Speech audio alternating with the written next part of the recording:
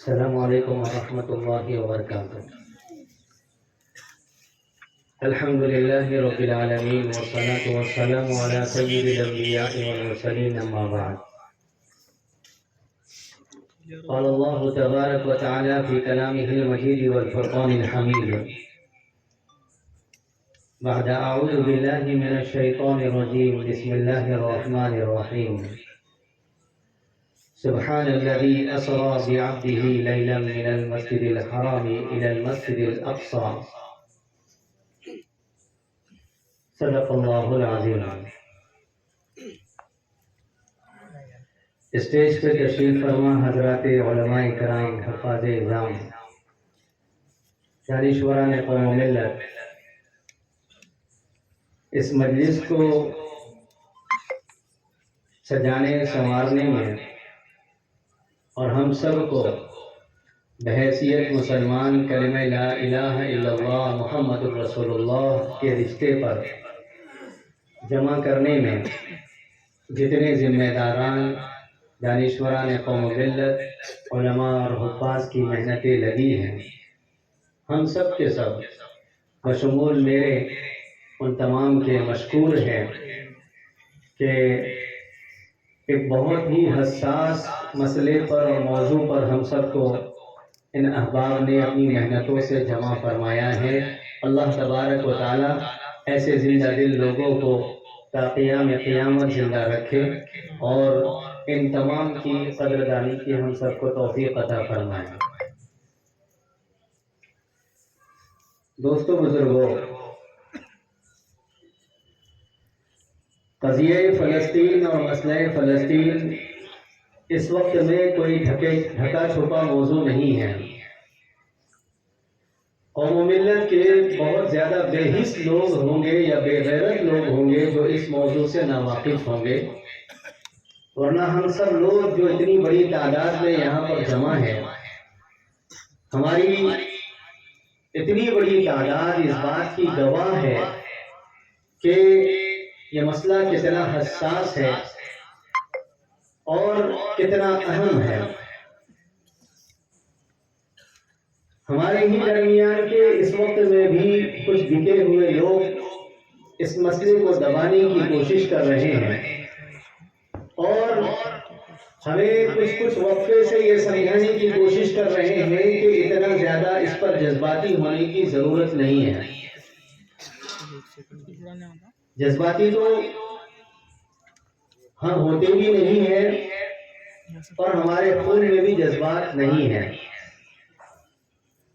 لیکن یہ بات صحیح ہے کہ جب بھی ہماری قوم نے قومی اور ملی طریقے پر کوئی فیصلہ لیا ہے، بہت سوچ بوجھ کے بعد، بہت زیادہ وچار کے بعد فیصلہ لیا ہے، ان فیصلوں کو بھلے ہی ہمارے جذباتی کہا جاتا ہے اور ان فیصلوں پر ہمیں روکا جاتا ہے، لیکن وہ فیصلے ہمارے جذباتی نہیں ہوتے۔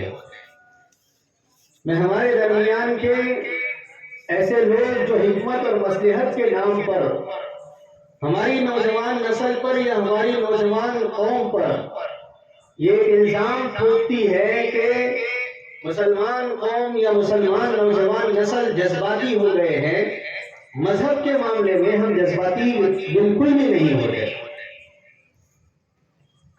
ہمارا مذہبی جنون میں ڈوب کر کے محبت رسول کو ظاہر کرنا، حرمین شریفین کی محبت کو ظاہر کرنا، فلسطین اور مسجد اقصی کی محبت کو ظاہر کرنا، اسے کوئی جذباتی کہتا ہے تو کہے، لیکن یہ ہمارے مذہب کا، ہمارے ایمان کا ایک حصہ ہے۔ کوئی کچھ بھی کہے، ہمیں اس سے کوئی مطلب نہیں ہے، کیونکہ میں دیکھ رہا ہوں کہ ہمارے نوجوان بھائیوں کو، ہمارے قابل ترین لوگوں کو اس وقت میں بار بار یہ بات سمجھائی جا رہی ہے کہ اس مسئلے پر جذباتی مت بنو، اس مسئلے پر جذباتی مت بنو، فلاں مسئلے پر جذباتی مت بنو۔ جذباتی بننا کسے کہتے ہیں اور کون جذباتی بن رہا ہے؟ کیا کوئی بیٹا اپنی ماں کی عزت کو بچانے کے لیے جذباتی نہیں بنے گا؟ کیا کوئی بھائی اپنی بہن کی عزت کو بچانے کے لیے جذباتی نہیں بنے گا؟ کیا کوئی باپ اپنی بیٹی کی عزت کو بچانے کے لیے جذباتی نہیں بنے گا؟ اگر کسی باپ یا بیٹے یا بھائی کو کوئی خواتین کی عزت کو بچانے اور تحفظ فراہم کرنے کے نام پر جذباتی کہہ رہا ہے، وہ کہتا رہے، لیکن اس کا حق بنتا ہے کہ اپنی ماں، بیٹی، بہن، ان تمام کی عزتوں کا تحفظ کرنا یہ اس کا حق بنتا ہے۔ اگر وہ بیٹیوں کا باپ ہے، اگر وہ بہن کا بھائی ہے، اگر وہ بیوی کا شوہر ہے، تو اس کے لیے لازم ہے شرعی نقطۂ نظر سے کہ اپنی خواتین کی عزت کو حفاظت کرے اور اس کو تحفظ فراہم کرے۔ عجیب و غریب الزام ہے کہ ماں، بہن، بیٹی کی عزت کی حفاظت کے لیے بھی نکلنا جذباتی ہو گیا۔ قانون حالانکہ اس کی اجازت دیتا ہے، سیلف ڈیفنس کے نام پر قانون اس کی ہر ایک کو اجازت دیتا ہے، لیکن اگر بات یہ ہو رہی ہے کہ ہم کرو تو چوری اور آپ کرو تو بہت اچھی بات، ہمیں کسی کو بھی سمجھانے کی ضرورت نہیں ہے۔ آج بھی ہمارا معاشرہ، مسلم معاشرہ، ایسے قابل لوگوں سے خالی نہیں ہوا ہے۔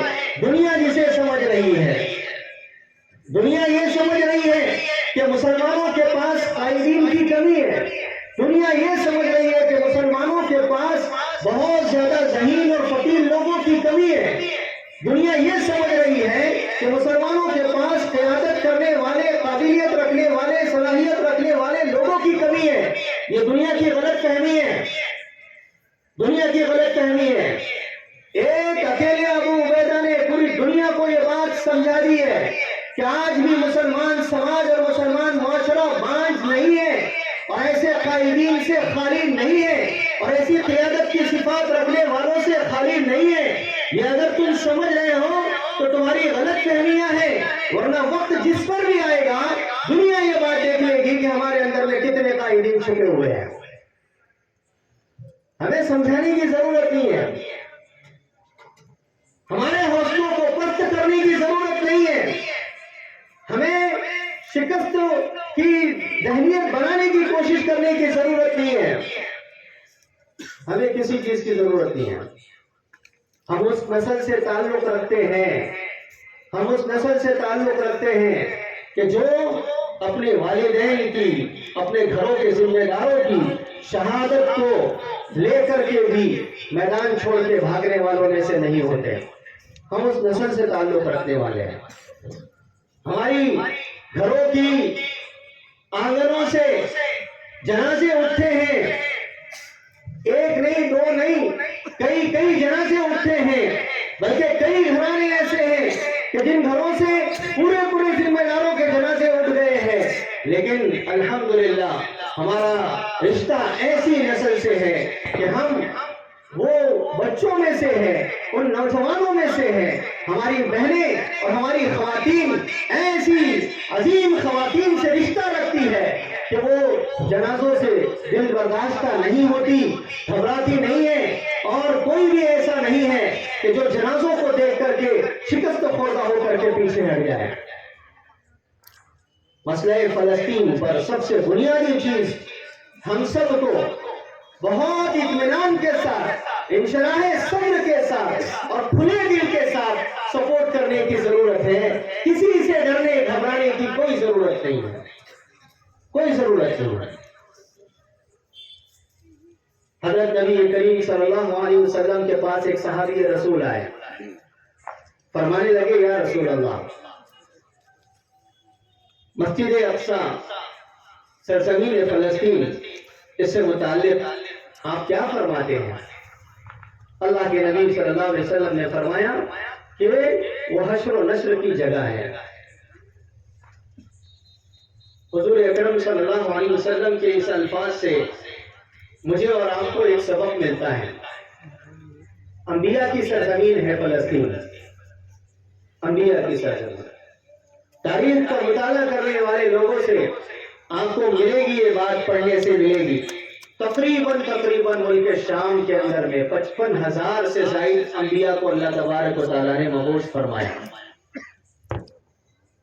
55,000۔ ایمان ہمارا اسی پر ٹکا ہوا ہے، اسی پر ٹکا ہوا ہے کہ ہم جو ایمان لاتے ہیں تو ہمیں پچھلے تمام انبیاء پر ایمان لانا ضروری ہے، ان انبیاء پر نازل ہوئی کتابوں پر ایمان لانا ضروری ہے۔ وہ تمام کے تمام نبی جتنے بھی ملک شام کی سرزمین پر تشریف لائے ہیں، ان تمام کے تمام نبیوں پر ہمارا ایمان کا ہونا ضروری ہے۔ ان کے اوپر نازل ہوئے مصاحف اور ان کے اوپر نازل ہوئی کتابوں پر ایمان لانا ضروری ہے۔ کسی ایک نبی پر بھی اگر کوئی ایک ایمان والا ایمان نہیں لاتا ہے یا اس پر نازل ہوئی کتاب کا انکار کرتا ہے، اس کا ایمان ہی نہیں ہے، اس کا ایمان نہیں ہے۔ ایمان کی بنیاد نبیوں پر ایمان لانا، ایمان کی بنیاد نبیوں پر نازل ہوئی کتابوں پر ایمان لانا۔ جب ملک شام کی سرزمین اور وہاں کے مقابر اور وہاں کے قبرستان سارے کے سارے نبیوں کی جو قبروں سے بھرے ہوئے ہیں، تو یہ کوئی کیسے کہہ سکتا ہے کہ ہندوستان کا مسلمان وہاں کی سرزمین سے تعلق نہ رکھے اور رشتہ نہ رکھے؟ یہ ایک خواب ہو سکتا ہے باطل کا، لیکن ہندوستان کا مسلمان وہاں کے مسلمانوں سے کبھی اپنا رشتہ نہیں توڑ سکتا۔ نعرہ تکبیر، نعرہ تکبیر۔ بزرگوں اور دوستوں، جس سرزمین سے ہمارا اتنا گہرا تعلق ہے، جس سرزمین سے ہمارے نبیوں کا اللہ تبارک و تعالیٰ نے سلسلہ جاری کیا، جس سرزمین پر مقدسات ہیں، اسلامی شعار ہیں، اس سرزمین سے ہمارا ناطہ کیسے ٹوٹ سکتا ہے؟ وہاں کے مسلمانوں پر بیتنے والے دن اور رات کو ہم کیسے بھلا سکتے ہیں؟ اور وہاں کے مسلمانوں پر ہونے والے مظالم کو ہم اپنی آنکھوں سے کیسے غائب کر سکتے ہیں؟ ہم مر سکتے ہیں، ہم شہید ہو سکتے ہیں، ہم یہاں رہ کر کے اذیت برداشت کر سکتے ہیں، لیکن وہاں کے مسلمانوں سے اپنا رشتہ نہیں توڑ سکتے ہیں، وہاں کے مسلمانوں سے کبھی اپنا رشتہ نہیں توڑ سکتے ہیں۔ سرزمین فلسطین ہمارے ایمان کا ایک حصہ ہے، ان سے محبت رکھنا، اس مسجد اقصی سے محبت کا اظہار کرنا، یہ ہمارے ایمان کا ایک حصہ ہے۔ بخاری شریف کی روایت میں اللہ کے نبی صلی اللہ علیہ وسلم نے اپنی امت کو کہا ہے کہ 3 سفر کرنے کی گنجائش ہے، گھومنے پھرنے کے لیے یا پھر کبھی اگر کوئی مقدسات دیکھنے کے لیے جانا ہے تو 3 سفر کرنے کی گنجائش ہے۔ مسجد حرمین یعنی بیت اللہ جائیے یا مسجد نبوی جائیے، یا پھر تیسرا مقام اللہ کے نبی صلی اللہ علیہ وسلم نے فرمایا مسجد اقصی جائیے۔ ان 3 مسجدوں کی زیارت کی اللہ کے نبی صلی اللہ علیہ وسلم نے ترغیب کی ہے۔ ان 3 مسجدوں کے اندر میں نماز پڑھنے کی اللہ کے نبی صلی اللہ علیہ وسلم نے فضیلتیں بتلائی ہے۔ بتایا اللہ کے نبی صلی اللہ علیہ وسلم نے مسجد اقصی میں ایک نماز پڑھنا 1000 نماز پڑھنے کے برابر ہے۔ اور ابن ماجہ شریف کی روایت میں اللہ کے نبی صلی اللہ علیہ وسلم نے فرمایا کہ جو شخص مسجد اقصی کی طرف صرف اسی نیت سے سفر کرے گا کہ وہاں جا کر کے نماز پڑھوں گا اور حضور کے اس فرمان کے اوپر عمل کروں گا، جو اس نیت سے وہاں کا ربط سفر باندھ کر کے وہاں پہنچ کر کے نماز پڑھے گا، وہ نماز کا سلام پھیر کر کے جب فارغ ہوگا وہ ایسا گناہوں سے پاک ہو جائے گا، دھلا دھلایا ہو جائے گا جیسے اپنی ماں کے پیٹ سے جنم لیتا ہے۔ اتنی فضیلت والی مسجد کی جگہ اور اتنا فضیلت والا ملک اور اتنی فضیلت والی سرزمین، اس سے ہمیں رشتہ ناطہ توڑنے کے لیے کہا جا رہا ہے۔ ایک صاحب نے شانتتا کمیٹی کی میٹنگ میں سرکاری آفیسر تھے، مجھ سے کہا ابھی جب سے 7 اکتوبر سے یہ معاملہ چل رہا ہے کہ مفتی صاحب وہاں کے مسلمانوں کا مسئلہ ہے، وہاں کے وہ اپنے ملک کا تھوڑی مسئلہ ہے، اپنے پاس تو امن و امان ہے، اپنے پاس تو ایسا ہے، اپنے پاس تو ویسا ہے۔ تو بولے میں سمجھتا ہوں کہ اس مسئلے کو اتنا زیادہ نہیں سمجھنا چاہیے اور سیریس نہیں لینا چاہیے۔ یہ بات کہہ کر کے ہمارے قائدین کو، ہمارے ذمہ داران کو سمجھایا جا رہا ہے۔ یہاں تو سب امن و امان ہے، یہاں تو کوئی بھی جو تو فساد نہیں ہے، یہاں کوئی بگاڑ نہیں ہے۔ اس مسئلے کو یہاں پر اچھالنا اور اچھال کر کے یہاں کی فضا خراب کرنا یہ غلط ہے۔ تو ہمارے بھی کچھ بزدل قسم کے لوگ اس بات کو صحیح سمجھ رہے ہیں۔ بزدل کا لفظ میں قصداً استعمال کر رہا ہوں۔ مسلمانوں، دھیرے دھیرے تمہارے دلوں سے شعائر اسلام کی اہمیت کو، قدر و منزلت کو ختم کیا جا رہا ہے۔ دھیرے دھیرے تمہارے دلوں سے مسجدوں کی، مدرسوں کی، مکتبوں کی اور مقدسات کی اہمیت کو، قدر و منزلت کو ختم کیا جا رہا ہے۔ کیا تم اس بات پہ تیار ہو کہ آج مسجد اقصی پر خاموش ہو جاؤ؟ کل کو اگلا نشانہ باطل کا مسجد نبوی اور مسجد بیت اللہ ہے، کیا اس مسئلے پر بھی تم خاموش ہو جاؤ گے؟ آج اگر تم نے اپنے آپ کو خاموش کر دیا، آج اگر تم نے فلسطین کے مسلمانوں سے اور مسجد اقصی سے ہمدردی کو نہیں ظاہر کیا، تو کل مسجد نبوی کے مسئلے پر اور مسجد بیت اللہ کے موقع پر بھی تم کو خاموش ہونا پڑے گا۔ دھیرے دھیرے دھیرے دھیرے یہ پھندا تمہارے گلے تک آ جائے گا۔ تمہاری بہو بیٹیاں، تمہارے بچے، تمہارے مقدسات جو تمہارے شہر میں، تمہاری آبادیوں میں تمہارے سامنے ہیں، اس کو بھی نشانہ بنانے کا پلان پورا کے پورا تیار ہے۔ کیا اس موقع پر بھی تم خاموش ہو جاؤ گے؟ ایسا ہرگز نہیں ہو سکتا، ایسا ہرگز نہیں ہو سکتا۔ مسلمان چاہے دنیا کے کسی بھی کونے میں رہے، ہم یہ بات واضح طور پر کہہ دینا چاہتے ہیں کہ ملک کا وزیر اعظم، ملک کا وزیر داخلہ یا ملک کا پورا کے پورا نظام اسلام کے خلاف ہو جائے، اسلامی مقدسات کے خلاف ہو جائے، ہم بحیثیت مسلمان کسی بھی طاقت اور قوت کے محتاج نہیں ہیں۔ ہمارا ایمان اور ہماری ایمانی طاقت ہمارے لیے یہ کافی ہے کہ ہم دنیا کے اندر میں ہونے والے ہر ظلم کے خلاف کھڑے رہنے کی طاقت رکھتے ہیں۔ کوئی ہمارا ساتھ دے نہ دے، ہمیں اس کی کوئی غرض نہیں ہے۔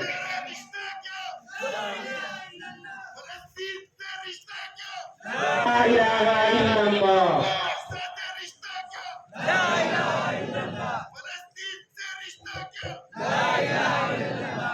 بھائی ایک اعلان سن لے کہ مجموعے میں سے نعرہ کوئی نہ لگائے، یہاں سے لگایا جائے گا مناسب وقت میں، تو اس میں شریک ہوتے رہیں۔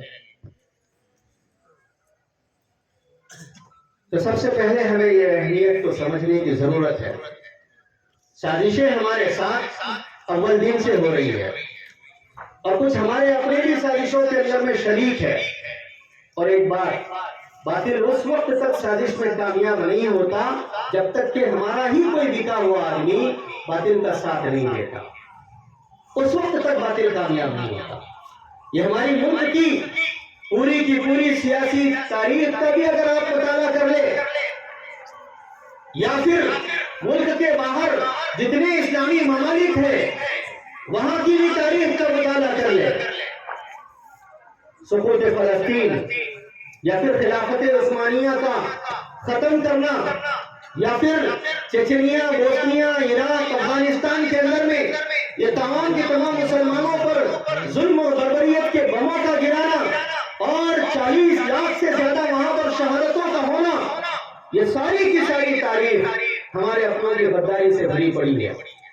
لیکن پھر بھی ہم ہمت ہارنے والوں میں سے نہیں ہیں، ہم ہمت ہارنے والوں میں سے نہیں ہیں۔ عرب ممالک فلسطین کے خلاف برطانیہ اور امریکہ کا ساتھ نہ دیتے تو اسرائیل ملک ڈکلیئر نہ ہوتا۔ عرب ممالک کے تمام شاہ اور تمام کے تمام حکمران برطانیہ کا ساتھ نہ دیتے اور یہودیوں کو فلسطین کی سرزمین پر لا کر کے آباد کرنے کا پلان نہ بناتے اور ان کی ہاں میں ہاں نہ ملاتے، تو وہاں پر اسرائیل ملک ڈکلیئر نہ ہوتا اور 1948 کے اندر میں یہ سانحہ جو ہے تو نہ ہوتا۔ لیکن ہمارا اپنا غداری کی وجہ سے یہ ہوا۔ مسلمانوں کو فلسطین کے اس بات کا احساس نہیں ہوا، کیونکہ عموماً ہمارا مزاج ہوتا ہے، ہم حسن ظن کے اندر میں رہتے ہیں اور ہمارے قائدین آ کر کے ہمیں کوئی بات سمجھاتے ہیں، ہم ان کی باتوں میں آ جاتے ہیں۔ ٹھیک ایسا ہی ہوا۔ عرب حکمرانوں نے فلسطین کے مسلمانوں کا ذہن بنایا اور اندر جو معاہدات ہوتے رہے یہودیوں کے ساتھ شاہ عبدالعزیز کے زمانے میں بھی وہ تمام کے تمام معاہدات کو مخفی رکھا گیا اور دھیرے دھیرے پوری دنیا سے یہودیوں کو سمیٹ کر کے فلسطین کی سرزمین پر آباد کرنے کی پلاننگ کی گئی اور کرایہ داروں کے نام پر، بزنس کے نام پر، تجارت کے نام پر، فلاں نام پر یہودیوں کو لا کر کے وہاں پر بسایا گیا۔ ایک بڑی آبادی جب بس گئی تو پھر اقوام متحدہ کے ساتھ سازش کر کے اسرائیل کے نام کو، ملک کو 1948 کے اندر میں ڈکلیئر کر دیا گیا۔ یہ سانحہ ہمارے اپنوں کی غداری کی وجہ سے ہوا ہے۔ ہمیں فلسطین کے اس قضیے سے یہ سبق ملتا ہے کہ ہم بھی اپنے شہر میں، اپنے علاقوں کے اندر میں، مسجدوں کے معاملے میں، قبرستانوں کے معاملے میں، یا پھر اسی طریقے سے مقدسات کے معاملوں میں کبھی کبھار آپس میں آمنے سامنے ہو جاتے ہیں اور لمبی لڑائی چلتی ہے، اور لمبی لڑائی چلنے میں فائدہ ہمارا نہیں ہوتا، باطل کا فائدہ ہو جاتا ہے اور ہم لوگوں کے ہاتھ سے وہ تمام کی تمام چیزیں نکل جاتی ہیں۔ کہیں نہ کہیں ہم سے یہ غلطیاں ہو رہی ہیں۔ میں یہ بات اس موقع پر کہنا چاہ رہا ہوں کہ ہمارے درمیان کے وہ لوگ جو بکے ہوئے ہیں، وہ ان کو بکنا مبارک، ایمان سے پھر جانا مبارک۔ ان کو اگر یہ سمجھ میں آ رہا ہے نعوذ باللہ کہ باطل کے تلوے چاٹنے میں ان کو مزہ آ رہا ہے، ان کو تلوے چاٹنا مبارک، ہمیں ان سے کوئی لینا دینا نہیں ہے۔ ایمان پر جمنا، ثابت قدم رہنا اور اپنے تمام کے تمام عقائد کا تحفظ کرنا، اپنے مقدسات کا تحفظ کرنا، اپنے تمام کے تمام شعائر اسلام کا تحفظ کرنا، اس کے لیے میدان میں جمنا، یہ اصل ایمان ہے جو فلسطینی مسلمانوں نے ہم کو کر کے دکھایا ہے۔ 70 سالہ لمبی مزاحمت یہ تو ہمیں ابھی سنائی دے رہا ہے، لیکن ہمیشہ ہر دور میں یہودیوں نے ہو یا پھر عیسائیوں نے ہو، فلسطینی مسلمانوں کو نشانہ بنایا ہے، نشانہ بنایا۔ لیکن ہم دیکھ رہے ہیں کہ وہ تمام کی تمام فلسطین کا شہر اور وہ ملک ایسے جھیاروں سے بھرا ہوا ہے کہ جن فلسطین کے مسلمانوں نے ابھی جو شہادتیں دیکھی ہے غزہ کی سرزمین پر، یہ شہادتیں تو بہت کم ہیں۔ اس سے پہلے بھی ان کے اوپر ایسے مظالم ہوئے کہ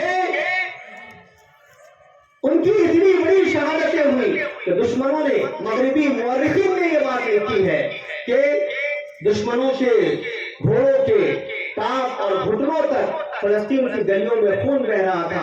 فلسطینی مسلمانوں کو اتنی بڑی تعداد میں شہید کیا گیا تھا۔ دنیا یہ سمجھ رہی تھی کہ اتنی بڑی شہادتیں دیکھنے کے بعد اب مسلمان کبھی کھڑے نہیں ہوں گے، اب فلسطین کے مسلمانوں کے اندر میں مزاحمت کا جذبہ نہیں ہوگا، اب فلسطین کے مسلمانوں میں مسجد اقصی کی بازیابی کے لیے کوئی جذبہ نہیں ہوگا۔ لیکن دیکھ رہی ہے دنیا، ہر آئے دن 7 اکتوبر کے بعد کے واقعات پر صرف دھیان مت دیجیے، فلسطین ایک ایسی سرزمین ہے جہاں ہر آئے دن شہیدوں کے جنازے اٹھتے ہیں، ہر آئے دن ہماری بہنیں وہاں پر بیوہ ہوتی ہے، ہر آئے دن بچے وہاں پر یتیم ہوتے ہیں، ہر آئے دن بوڑھے ماں باپ کے سامنے جوانوں کے جنازے اٹھتے ہیں۔ یہ کوئی ایک دن کی بات نہیں ہے۔ ملک بھارت میں رہنے والے مسلمانوں کے لیے فلسطین کے مسلمانوں کی جانب سے یہ پیغام ہے کہ او بھارت کے مسلمانوں، تم بھی حالات کو دیکھ کر کے بہت گھبرا رہے ہو، تم بھی ایک مسجد کے جانے سے بہت زیادہ گھبرا رہے ہو اور تم بھی دھیرے دھیرے اپنے قدم کو پیچھے کھینچ رہے ہو۔ ارے ذرا آؤ، سوشل میڈیا کے ہی ذریعے ہماری صحبت میں آ کر کے بیٹھو، آؤ اور اپنی روحانی جو محبت ہے، روحانی جو تعلق ہے فلسطین سے، کلمہ لا الہ الا اللہ محمد الرسول اللہ، اس رشتے کے ناطے کبھی تنہائی میں ہمارے ساتھ بیٹھو اور ہم پر بیتے ہوئے دن دیکھو، ہماری شہادتوں کی لسٹ دیکھو اور آج کا ہمارا ایمان دیکھو، ہمارا حوصلہ دیکھو، تمہیں سبق مل جائے گا کہ ملک بھارت میں جینے کا کیا سلیقہ ہے۔ تیرا میرا رشتہ کیا، فلسطین سے رشتہ کیا، ارے زور سے بولو، فلسطین سے رشتہ کیا، فلسطین سے رشتہ کیا، نعرہ تکبیر، نعرہ تکبیر،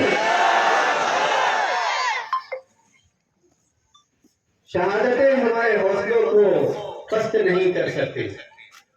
مسلمان تو موت کی آنکھوں میں آنکھیں ڈال کر کے بات کرنے والا ہوتا ہے. مسلمان موت کی آنکھ میں آنکھ ڈال کر کے بات کرنے والا ہوتا ہے. مسلمان کی تربیت اسی ماحول میں ہوئی ہے کہ مسلمان کبھی موت سے ڈرتا نہیں ہے, مسلمان کبھی موت سے گھبراتا نہیں ہے.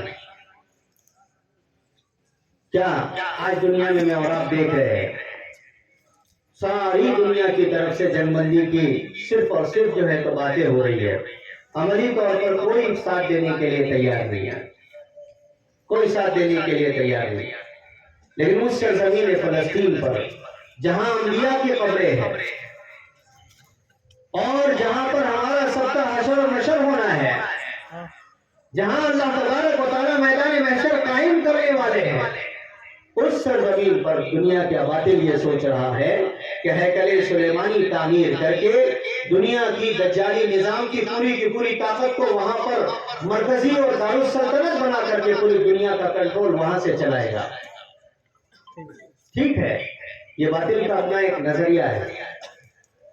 چونکہ ہم جس دور میں جی رہے ہیں یہ قرب قیامت کا دور ہے, اور اس دور کو علماء نے, محققین نے فتنوں کا دور کہا ہے. اور وہ تمام کی تمام پیشن گوئیاں جو اللہ کے نبی صلی اللہ علیہ وسلم کی اشراط الساعہ کی روایتوں کے اندر میں پیشن گوئیاں ہیں, ہم دھیرے دھیرے اپنے ان تمام کے تمام حضور کی باتوں کو سچا ہوتا ہوا دیکھ رہے ہیں. ہم دیکھ رہے ہیں کہ دنیا اپنے ختم کی طرف جا رہی ہے, قیامت کی طرف جا رہی ہے. ہم دیکھ رہے ہیں کہ تمام کی تمام دنیا کے حالات بدل رہے ہیں. دنیا کے اندر میں جو مبصرین ہیں, محققین ہیں, جو سیاست کا تجربہ رکھنے والے ہیں, جو معیشت کا تجربہ رکھنے والے ہیں, اور جو تمام کی تمام روایتوں پر غور و فکر کرنے والے ہیں, ان کی نگاہ دنیا کے حالات پر لگی ہوئی ہے. اور اشارتاً انہوں نے یہ کہہ دیا ہے کہ خوش قسمت ہیں ہم مسلمان کہ جن کو اللہ تبارک و تعالیٰ نے اس دور میں پیدا کیا, جو دور ایمان کے لیے اور عقائد کے لیے تمام کے تمام اعتبار سے آزمائش کا دور ضرور ہے, لیکن ایسے دور کے مسلمانوں کا اللہ تبارک و تعالیٰ کے پاس مقام و مرتبہ بھی بہت بلند ہے. فلسطین کی سرزمین کے مسلمانوں کو میں اور آپ ان کے کپڑوں سے نہیں پہچان سکتے, ان کے کپڑوں سے تقوی کا معیار ہم نہیں نکال سکتے. یہ فیصلہ نہیں کر سکتے ہم کہ کون کتنا متقی ہے, کون کتنا جو ہے تو ایمان والا ہے, کس کا ایمان کامل ہے, کس کا ایمان ناقص ہے. یہ فیصلہ ظاہری رہن و سہن سے نہیں کیا جا سکتا ہے. آج مجھے اور آپ کو, دنیا کو, فلسطین کے مسلمانوں نے, وہاں کے معصوم بچوں نے یہ سبق دے دیا ہے کہ ایمان کپڑوں میں چھپا ہوا نہیں ہوتا ہے. التقویٰ ہاں ہونا, ایمان اور تقویٰ تو یہاں رہتا ہے. اور دنیا کو انہوں نے سبق دے دیا, اور انہوں نے ایک ایسی نسل تیار کر کے دنیا کو بتا دی کہ ہاں ہمارے پاس بہت زیادہ ہتھیار نہیں ہے, ہمارے پاس اپنے ملک کو بچانے کے لیے, اپنے مقدسات کو بچانے کے لیے بہت زیادہ اسباب اور وسائل نہیں ہے, لیکن ان چیزوں کے ہم محتاج نہیں ہیں. ہمارے جذبات کے آگے دشمنوں کے ٹینک تباہ و برباد ہو رہے ہیں, اور دشمنوں کے بم جو ہے تو گر کر کے نیست و نابود ہو رہے ہیں, لیکن ہمارے جذبات سادہ نہیں ہو رہے ہیں. نعرہ تکبیر, نعرہ تکبیر. فلسطین کے مسلمانوں سے بہت ساری چیزیں ہمیں سیکھنے کی ضرورت ہے. ایک زمانہ تھا کہ وہاں کے مسلمانوں کے پاس اپنے دشمن پر وار کرنے کے لیے صرف پتھر ہوا کرتے تھے, اور آپ نے سوشل میڈیا پر وہاں کے چھوٹے چھوٹے بچوں کے ہاتھوں میں پتھر دیکھے ہوں گے, لیکن ان کی ماؤں نے اور ان کے ذمہ داروں نے ان بچوں کی تربیت ایسے کی کہ اپنے دشمن سے آنکھ میں آنکھ ملا کر کے بات کرنے کا جذبہ رکھتے ہیں. آنکھ میں آنکھ ملا کر ظلم کے خلاف بچہ بھی کھڑا ہونا چاہیے, نوجوان بھی کھڑا ہونا چاہیے, بزرگ مائیں اور بہنیں اور بزرگ تمام کے تمام مرد حضرات بھی کھڑے ہونے چاہیے. کسی نے بھی کسی بھی طرح سے اپنے آپ کو پست نہیں کرنا چاہیے. یہ مجھے اور آپ کو وہاں سے سبق ملتا ہے. سرزمین فلسطین حضرت ابراہیم علیہ السلام کی سرزمین ہے. اللہ تبارک و تعالیٰ نے حضرت ابراہیم علیہ السلام کو 2 بیویوں کے ذریعے سے اولاد عطا فرمائی. بنی اسرائیل یہ پوری کی پوری قوم جو ہے, جو حضرت اسحاق اور یعقوب علیہ السلام سے چل کر کے یہ پورے کے پورے نبی بنی اسرائیل کے جتنے بھی ہیں، جن میں حضرت موسیٰ ہے، حضرت عیسیٰ علیہ السلام ہے، یہ سارے کے سارے نبی حضرت ابراہیم علیہ السلام کی اولاد میں اسحاق اور یعقوب کے واسطے سے پیدا ہوئے۔ ایک بیوی حضرت ابراہیم علیہ السلام کی حضرت حاجرہ علیہ السلام تھی، ان سے حضرت اسماعیل علیہ السلام کو اللہ تبارک و تعالیٰ نے پیدا فرمایا۔ حضرت اسماعیل علیہ السلام کے بعد ان کی نسل میں کوئی نبی نہیں آیا، اخیر میں جا کر کے ہمارے نبی محمد رسول اللہ صلی اللہ علیہ وسلم پیدا ہوئے۔ یہودیوں کی اور عیسائیوں کی ہم سے جو دشمنی ہے، ہم سے جو حسد ہے، ہم سے جو گلہ ہے، وہ یہی بنیاد بنی ہے۔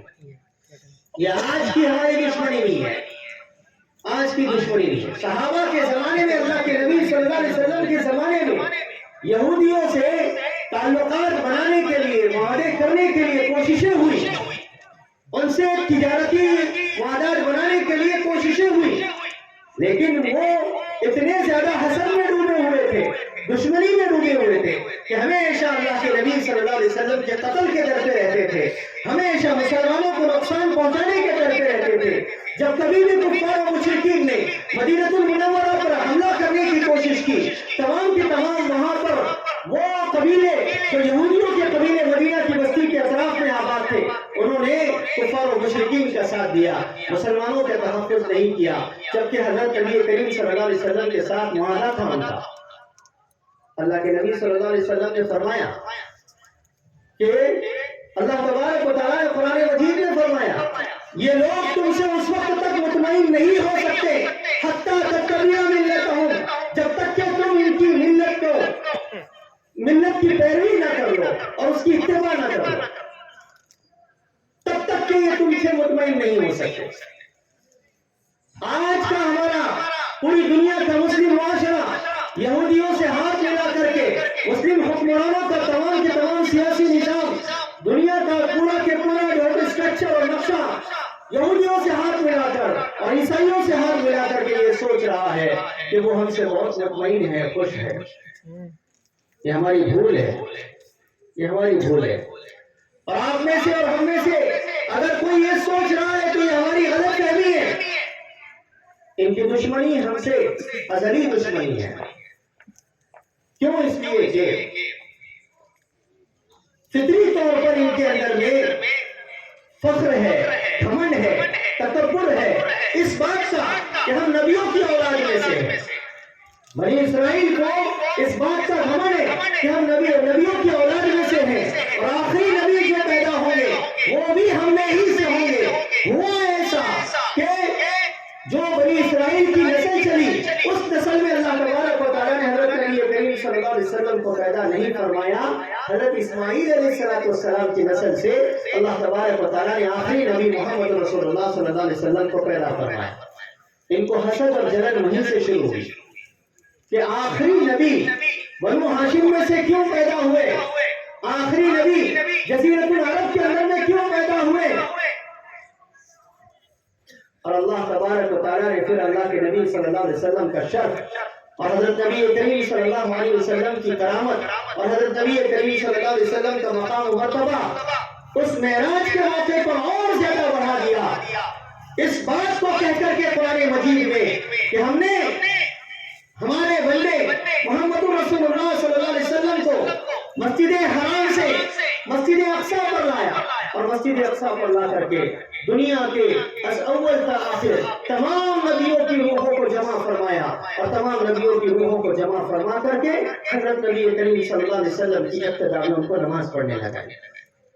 پوری دنیا کو اللہ تبارک و تعالیٰ نے کھلے طور پر یہ پیغام دے دیا، اور توریت کے ماننے والوں، زبور کے ماننے والوں، انجیل کے ماننے والوں، دنیا کے تمام اللہ کی طرف سے نازل ہوئی کتابوں کے ماننے والوں، قرآن مجید کا یہ پیغام کھلے لفظوں میں سن لو کہ محمد رسول اللہ صلی اللہ علیہ وسلم آخری نبی ہے، اور ان کو ہم نے یہ شرف دیا ہے کہ دنیا کے تمام نبیوں کو ان کی ابتدا میں لا کر کے کھڑا کر دیا۔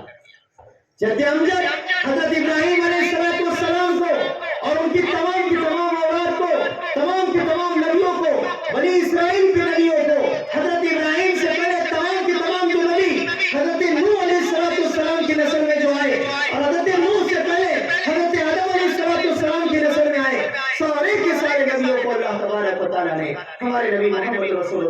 صلی اللہ علیہ وسلم کے ابتدا میں جمع فرما دیا. بات جب اسلام کی ہے اور مسجد اقصی اسلام کا ورثہ ہے, مدینہ المنورہ اسلام کا ورثہ ہے, بیت اللہ اسلام کا ورثہ ہے, کسی قوم کا, کسی خاندان کا, کسی حکمراں کا ورثہ نہیں ہے. اس پر کوئی اپنی حکومت جتا نہیں سکتا. جہاں اسلام ہوگا وہاں پر یہ مقدسات کے ماننے والے کو ذمہ داریاں ہوگی. جب مسجد نبوی مسلمانوں کے قبضے میں ہے, جب بیت اللہ مسلمانوں کے قبضے میں ہے اور یہاں کا پورا نظام مسلمانوں کے سپرد ہے, تو مسجد اقصی سے ہمارا رشتہ کیسے ٹوٹ سکتا ہے؟ اللہ نے ابراہیم کو نبی بنایا اور ابراہیم کی قوم کو پابند بنایا اس بات کا کہ ابراہیم کو بھی مانے, اور ابراہیم کو پابند بنایا. آخری میں ایک نبی آنے والے ہیں عالم ارواح کے اندر میں تمام نبیوں کو جمع کر کے کہ ابراہیم تمہیں اس کو بھی نبی ماننا پڑے گا اور اس کو امام الانبیاء اور افضل الانبیاء تسلیم کرنا ہوگا. اسحاق کو اللہ تبارک و تعالیٰ نے پابند بنایا, یعقوب کو پابند بنایا, خود موسیٰ علیہ السلام کو پابند بنایا, داؤد کو پابند بنایا, تمام کے تمام بنی اسرائیل کے معزز اور موقر انبیاء اکرام کو اس بات کا پابند بنایا کہ تمہیں میں نبی منتخب کر رہا ہوں عالم ارواح میں.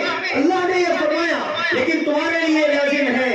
قرآن نے اسے تو بے ساختہ اور اس عہد و پیمان پر اللہ تبارک و تعالیٰ نے ذکر کیا کہ تمہارے لیے لازم ہے کہ اخیر میں ایک نبی آنے والے ہیں, اس نبی کو اپنا نبی یعنی اپنا امام تسلیم کرنا ہوگا اور تمام نبیوں کا سردار اس کو تسلیم کرنا ہوگا. جب نبیوں کے لیے یہ بات لازمی ہے اور ہر نبی نے اپنے زمانے میں حضرت نبی کریم صلی اللہ علیہ وسلم کی بشارت دی اور اللہ کے نبی صلی اللہ علیہ وسلم کی نبوت کو تسلیم کیا ہے, خود حضرت موسیٰ نے تسلیم کیا ہے, خود حضرت عیسیٰ نے جو اس وقت میں آسمانوں کے اندر میں ہے. ہمارا عقیدہ ہے کہ وما قتلوہ وما صلبوہ ولکن شبہ لہم, کہ عیسیٰ علیہ السلام کو اللہ تبارک و تعالیٰ نے جسم کے ساتھ اپنے جسد مبارک کے ساتھ آسمانوں کی بلندیوں پر اٹھایا ہوا ہے. اس نبی عیسیٰ نے بھی اللہ کے نبی محمد رسول اللہ صلی اللہ علیہ وسلم کی نبوت کا اپنی قوم کے درمیان میں, اپنی امت کے درمیان میں اعلان کیا ہے, تسلیم کیا ہے. جب تمہارے ماننے والے حضرت موسیٰ نے تسلیم کیا, داؤد نے تسلیم کیا, عیسیٰ نے تسلیم کیا, اے یہودی اور عیسائیوں, تمہیں حضرت نبی کریم صلی اللہ علیہ وسلم کی نبوت کو تسلیم کرنے سے کون سی چیز بن رہی ہے اور رکاوٹ بن رہی ہے؟ تمہارا حسد, تمہارا جلن, تمہارا عجب, تمہارا گھمنڈ, تمہارا تکبر. جب تمہیں تمہارا حسد ہمارے نبی کی نبوت کو تسلیم کرنے سے روکتا ہے تو تمہیں کوئی حق نہیں بنتا فلسطین کی اس مبارک سے زمین پر اپنا حق جتانے کا. فلسطین کی اس مبارک سے زمین پر تو حق اسی مسلمان کا ہوگا جو پچھلے تمام نبیوں کی نبوت کو تسلیم کرتا ہے, پچھلے تمام نبی کی نبوت پر ایمان لاتا ہے اور آخری نبی محمد رسول اللہ صلی اللہ علیہ وسلم کی نبوت کو بھی تسلیم کرتا ہے اور ان پر بھی ایمان لاتا ہے. اسی ہی جو حق ہے فلسطین کے اوپر حق جتانے کا. اسلام ان کے پاس ہے, یہودیوں کے پاس آج اسلام نہیں ہے, عیسائیوں کے پاس آج اسلام نہیں ہے. وہ تو دنیا کی سب سے سرکش قوم بن گئی ہے, وہ دنیا کی سب سے زیادہ ظالم اور جابر قوم بن گئی ہے. اسلام اگر ہوتا تو ایسے نہتوں پر ظلم کرتے, ایسے نہتوں پر ظلم کرتے. ارے ہمارا ایک صلاح الدین ایوبی جو تمہاری تمام کی تمام اتنی زیادہ سرکشیوں کے بعد, بغاوتوں کے بعد فاتحانہ شان کے ساتھ جب داخل ہوا تھا اور اس کو یہ بات کا پورا کے پورا حق تھا کہ مسلمانوں کی شہادتوں کا وہ بدلہ لیتا فلسطین کی سرزمین پر اور مسلمانوں کی نہتوں پر ظلم کیے گئے تمام کے تمام مسلمانوں کا وہ انقلابی طور پر بدلہ لیتا, لیکن قربان جائیے اس صلاح الدین پر جس کو ہم ایوبی کے نام سے جانتے ہیں کہ اس نے فاتحانہ شان کے ساتھ داخل ہونے کے باوجود اس وقت کے تمام عیسائیوں سے کوئی بدلہ نہیں لیا تھا, معاف کیا تھا. معاف اسے کہتے ہیں اسلام اور اسے کہتے ہیں مسلمان. تاریخ ہم چیلنج کرتے ہیں کہ تاریخ میں کوئی ایک باب اور کوئی ایک صفحہ ایسا لا کر کے بتائیں کہ کوئی مسلمان قائد سرزمین فلسطین پر ہو یا پھر دنیا کے جتنے ممالک مسلمانوں نے فتوحات کیے ہیں وہ تمام کے تمام ممالک کی تاریخ کا ہمارا چیلنج ہے. کوئی ایک بات لا کر کے بتائے کہ مسلمان کسی ملک میں, کسی علاقے کے اندر میں فاتحانہ شان کے ساتھ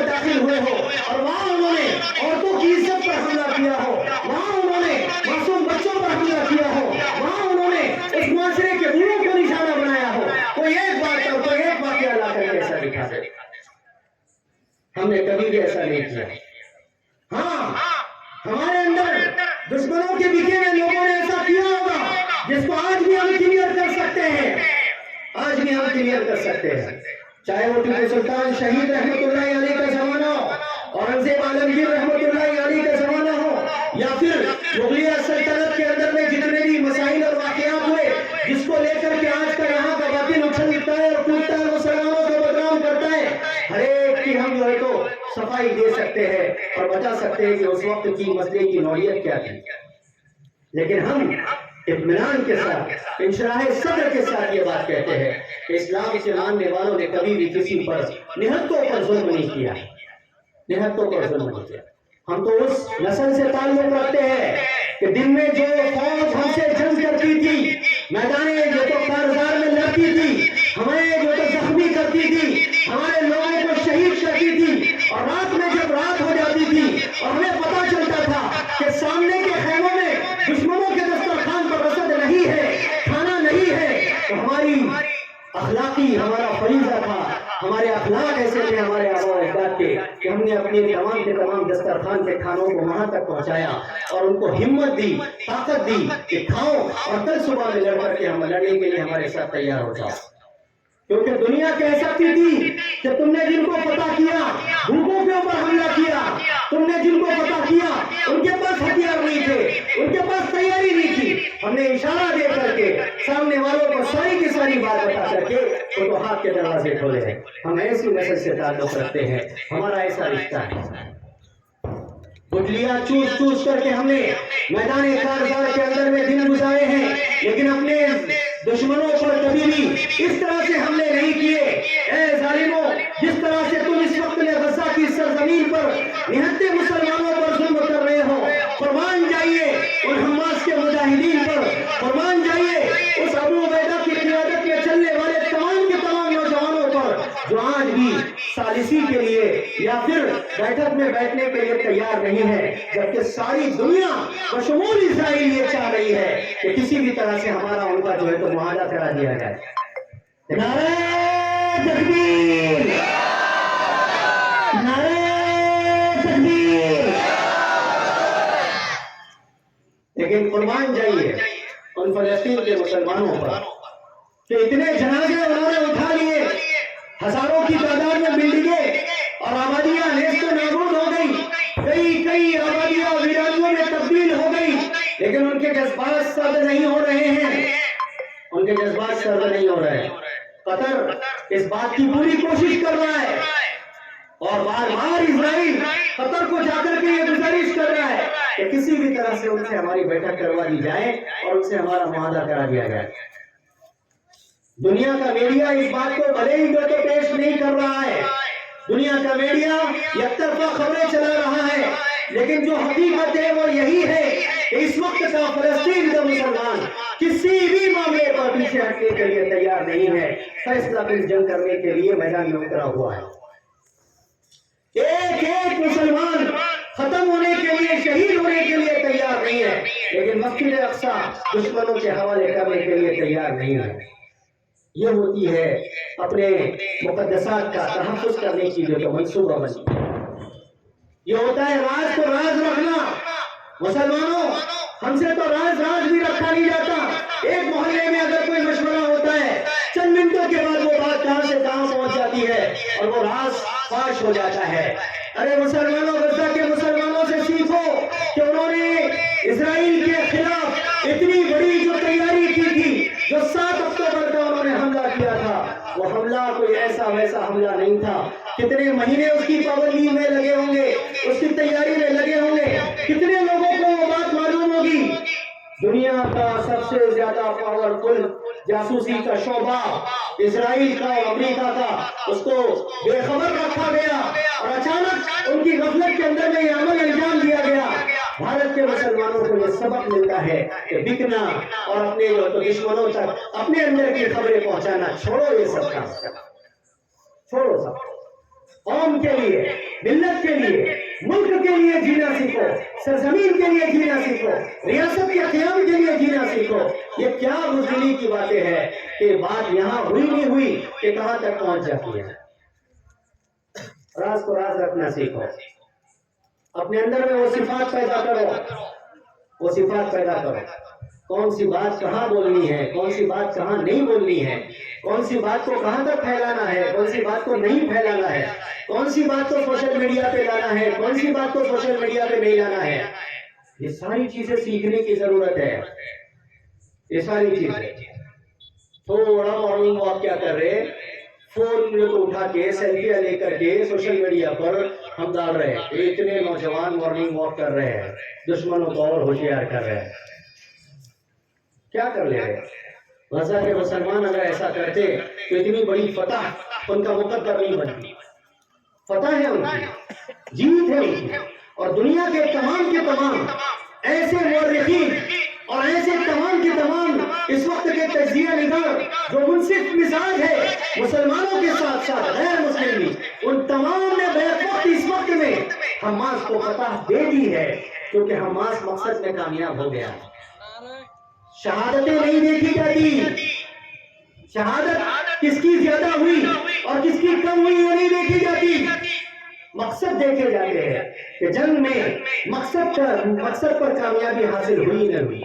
غزہ کے مسلمانوں کو، فلسطین کے مسلمانوں کو اپنے مقصد میں کامیابی حاصل ہوئی ہے، وہ ان کی صفات کی وجہ سے، ان کے تمام ظاہر اور باطن کو بنانے کی وجہ سے. شراب پی رہے ہیں، بیئر پی رہے ہیں، سگریٹ پی رہے ہیں، بیڑیاں پی رہے ہیں، گٹکے پہ گٹکے کھا رہے ہیں، مٹریل پہ مٹریل کھا رہے ہیں، پیسے لیے اپنا جو ہے دکانوں کے اوپر اپنا جو ہے کھاتا بنا رہے ہیں ادھاری کا. ایسے نوجوانوں سے اللہ کام لے گا جو نشے کے اندر میں اپنی جوانیاں برباد کر رہے ہیں. ایسے لوگوں سے اللہ تبارک و تعالیٰ کام لے گا فلسطین کی بازیابی کا یا ملک بھارت کی بازیابی کا. ہمیں اپنی صحت کا تحفظ کرنا ہوگا. ہمیں اس بات کو ذہن میں رکھنا ہوگا کہ ہمیں ماوری مسجد کو بھی بازیاب کرانا ہے اور ساتھ ہی ساتھ مسجد اقصی کو بھی بازیاب کرانا ہے. جس کو جہاں جس موقع پر اللہ تبارک و تعالیٰ جس قربانی کے لیے قبول کرے گا ہمیں وہ قربانی دینے کے لیے اپنے آپ کو تیار کرنا ہے. اس کے لیے میں اپنی صحت کو نشے کی چیزوں کی وجہ سے برباد نہیں کر سکتا. نعرہ تکبیر، نعرہ تکبیر. تیرا میرا رشتہ کیا، فلسطین سے رشتہ کیا. نعرہ تکبیر. حکومت تو یہ چاہتی ہے کہ ہماری نوجوان نسل منشیات کی عادی بن جائے. دشمن یہ چاہتے ہیں کہ ماڈرنزم کے نام پر ہماری نوجوان نسل اپنی تمام صلاحیتوں کو، قابلیتوں کو برباد کر دے. پڑھا لکھا شہر ہے، انجینئرز کی بہت بڑی تعداد ہے، ڈاکٹرز کی بہت بڑی تعداد ہے، ماشاءاللہ ویل کوالیفائڈ لوگ اور گریجویشن کیے ہوئے لوگوں کی بڑی تعداد ہے جو آج میرے سامنے یہاں پر بیٹھی ہوئی ہے. میں آپ سے کہنا چاہ رہا ہوں کہ ایک ایسا صالح معاشرہ تیار کیجئے جو واقعی میں غزہ کے مسلمانوں کے نقش قدم پر چلنے والا ہو. یہ جو سرحدی وہاں پر حد بندیاں ہوئی ہے وہاں کے بھی مسلمانوں کو، جیسے آج ہمارے ملک کے اندر میں پنجاب کے نوجوانوں کو منشیات کا عادی بنانے کی کوشش کی جا رہی ہے اور ایک زمانے سے کوشش کی جا رہی ہے. غزہ کے اور فلسطین کے مسلمانوں کو بھی لڑکیاں پیش کی جا رہی ہے، ان کو بھی رانگ نمبر آتے ہیں، ان کے بھی ساتھ میں یہودی لڑکیاں، نصرانی لڑکیاں ریلیشن بنانا چاہ رہی ہے. ان کے پاس بھی فری کے اندر میں شراب اور بیئر پہنچائی جا رہی ہے، ٹریڈ مارک بدل کے، نام بدل کے چیزیں پہنچائی جا رہی ہے. ان کے پاس بھی اسموکنگ کی اور یہ تمام چیزیں پہنچائی جا رہی ہے. لیکن آج ان کی جوانی دیکھ کر کے آپ کو بھی جذبہ آ گیا، آپ کو بھی جذبہ آ گیا کہ $1.5 لاکھ کا ایک ٹینک 5,000 کے معمولی سی کلنشکوف کے ذریعے سے ایک معمولی سا دبلا پتلا نوجوان اڑا دیتا ہے. کہ یہ سبق دیتا ہے بھارت کے مسلمانوں کو کہ مسلمانوں کہنا سننا بند کرو، بڑے جو ہے تو باتیں کرنا بند کرو، اپنی جوانی کی ایسی حفاظت کرو، اپنی جوانی کی ایسی حفاظت کرو. تم سے تو کچھ بھی نہیں ہوتا، कुछ भी नहीं होता। आओ हमारी साथ में देखो कि हमने अपनी जवानियों की कैसी हिफाजत की है। टैंक को उड़ाना कोई मामूली बात नहीं होती, टैंक को उड़ाना कोई मामूली बात नहीं होती, और उसमें भी इजराइल का या अमेरिका का बनाया हुआ टैंक। इस दुनिया के अंदर में उनको घमंड था कि हमारा एक फौजी तो दूसरे मुल्कों के 100 फौजियों के बराबर होता है। हमास के तमाम मुजाहिदीन ने, फलस्तीन के लिए मुजाहमत करने वाले तमाम के तमाम मुजाहिद ने दुनिया वालों को यह सबक दे दिया कि उनका एक फौजी 100 फौजियों के बराबर, तो तुम हमारे से अंदाजा लगाओ कि हम एक तो 1000 के बराबर। क्यों? जवानी की हिफाजत की है। लड़कियों के पीछे अपने आप को हमने बर्बाद नहीं किया, स्मोकिंग के लिए हमने अपने आप को बर्बाद नहीं किया, पार्टियों के नाम पर कभी कभार बियर और शराब पीना जायज समझना नौजबिल्ला, इसके पीछे हमने अपने आप को कभी बर्बाद नहीं किया। हमने मस्जिद अक्सा की बाजियाबी के लिए सारा के सारा कुर्बान कर दिया। हमने ये तय कर लिया है, ऐश होगा जन्नत में होगा, शराब पिएंगे जन्नत में पिएंगे, हौज़े कौसर से हुजूर अकरम सल्लल्लाहु अलैहि वसल्लम के दस्ते अक़दस से पानी पिएंगे, उसके पहले दुनिया की शराब हमारे लिए हराम है। हमारा एक ऐसा मुआशरा होना चाहिए। नफरत सिर्फ और सिर्फ यहूदी से मत करो, यहूदियों के बनाए हुए निजाम से करो। सिर्फ पेप्सी और कोका कोला को उल्टा करके नीचे गिराने से बायकाट नहीं होता। यहूदियों की इस वक्त में सबसे ज्यादा कमर जो मजबूत हो रही है, यह हुई है पूरी दुनिया की मल्टीनेशनल कंपनीज और पूरी दुनिया का जो बैंकिंग सिस्टम उनके हाथ में है, सूद की वजह से उनकी कमर मजबूत हुई है। ये ज़िमनी चीजें हैं, पेप्सी, कोका कोला और ये जो तो चॉकलेट विकलेट जो हम लोग बाइकाट का जो लगा रहे हैं, सबसे ज्यादा यहूदियों को नफा पहुंचाने वाली चीज अगर कोई है तो वो सूद है, वो बचत गट है, वो बैंकों का लोन है, चाहे वो तिजारत के लिए लिया गया हो, चाहे वो घर की तामीर के लिए लिया गया हो, चाहे वो किसी भी बहाने से लिया गया और अपने आप को तसल्ली दी जा रही हो। सबसे ज्यादा मुसलमानों को बाइकाट अगर किसी चीज का करना चाहिए तो वो लोन के लेने से, सूद के पैसों के लेने से। मुफ्ती तकी उस्मानी साहब पड़ोस मुल्क के शेखुल इस्लाम इस वक्त में पूरी दुनिया के बातिल के ऊपर टारगेट वो इसीलिए है कि उन्होंने दुनिया को एक इस्लामिक बैंकिंग सिस्टम का जो है तो पूरा के पूरा नमूना पेश किया है और सूदी निजाम को खत्म करने की उन्होंने आवाज लगाई। दुनिया ये सोच रही थी कि बगैर सूद के बैंकिंग सिस्टम नहीं चल सकता, बगैर सूद के हमारा निजाम नहीं चल सकता, बगैर सूद के हमारी शादियां और वलीमे नहीं हो सकते, बगैर सूद के हमारी गाड़ियां और बंगले नहीं बन सकते, बगैर सूद के हमारी प्रॉपर्टियां नहीं बन सकती। दुनिया ने ये समझ लिया था, जैसा आज भी हमारे लोग बहुत सारे समझते हैं। लेकिन दुनिया को इस्लामिक बैंकिंग सिस्टम का एक तसव्वुर हज़रत मुफ्ती तकी उस्मानी साहब ने दिया, जिसकी बुनियाद पर उन पर कातिलाना कई मरतबा हमले हुए। अभी 2-3 साल पहले जुमा की नमाज की अदायगी के लिए हजरत निकले थे, आपने भी देखा होगा 20 गोलियां उनकी गाड़ी के अंदर से मिली थी। इतना खतरनाक कातिलाना हमला उन पर हुआ था जिसमें उनकी अहलिया, वो खुद और उनका पोतरा गाड़ी के अंदर में मौजूद थे। मुसलमानों, ये हमला उनके ऊपर क्यों हुआ, या ये हमला उस मुसलमान पर क्यों होता है जो सूदी निजाम को इस दुनिया से या हमारे माशरे से, सोसाइटी से खत्म करने की बातें करता है? ये टारगेट तो क्यों आते हैं? क्योंकि सबसे ज्यादा कमर अगर किसी की मजबूत हो रही है यहूदियों की, तो सूदी निजाम के काम करने की वजह से तरगीब दी जा रही है। आपको यूट्यूब खोलो, आपको वहां पर भी वही ऐड मिलेगा। कौन आ रहे हैं आपको? बैंकों की तरफ से, कंपनियों की तरफ से लोन लो। क्यों इतना सब कुछ हो रहा है? उन्हें मालूम है तुम्हारे पेट में हराम के लुक़्मे जाएंगे, तुम हराम के लुक़्मे खा करके उनके खिलाफ में कभी खड़े नहीं हो सकते। वहां फलस्तीन की सरजमीन पर एक भी यहूदियों का कोई बैंक नहीं है और सूदी कोई निजाम नहीं है, जिसकी बुनियाद पर अल्लाह तबारक व तआला ने हलाल की बरकत से उनको इतना ताकतवर बना करके खड़ा किया है। आज दुनिया की सबसे ज्यादा अस्करी ताकत और कुव्वत होने का दावा करने वाला इजराइल हमास के सामने घुटने टेक करके खड़ा हुआ है और बज़ाहिर ये कह रहा है आओ हमसे सुलह कर लो, और दुनिया को ये कह रहा है कि हम तुम्हारी बात मानने वाले नहीं।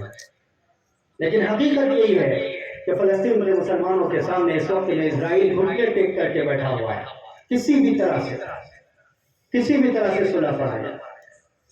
तो ये मजलिस में बैठ करके नियत करो कि बिल्कुल जो लोग सूद में फंसे हुए हैं फौरन अपने आप को कुछ दिनों के अंदर में निकाल लेंगे और आइंदा दिनों में 1 रुपया भी सूदी निजाम के अंदर में हम दाखिल नहीं होंगे और 1 पैसे भी किसी की मदद नहीं करेंगे सूदी निजाम के काम करना, तब जाकर के बेहतरीन मुआशरा तैयार हो सकता है। ये बात बहुत ज्यादा गिरा गुजर रही होगी, क्योंकि पेप्सी का, कोका कोला का और इसी तरीके से दूसरी चीजों का बाइकाट करना बहुत आसान है। मुफ्ती साहब, ये तुमने बहुत बड़ी बात बोल दी है मुझे, क्योंकि लोग वीडियो बना रहे थे। अब कल से वीडियो ये बननी चाहिए कि मेरा बैंक का या फिर मेरा फला बचत गट का या फला जगह का ऐसा मामला था जिसमें मैंने इतने रुपये नुकसान बर्दाश्त किया, लेकिन यहूदियों के इस निजाम की मुखालफत में मैं इसको खत्म कर रहा हूँ।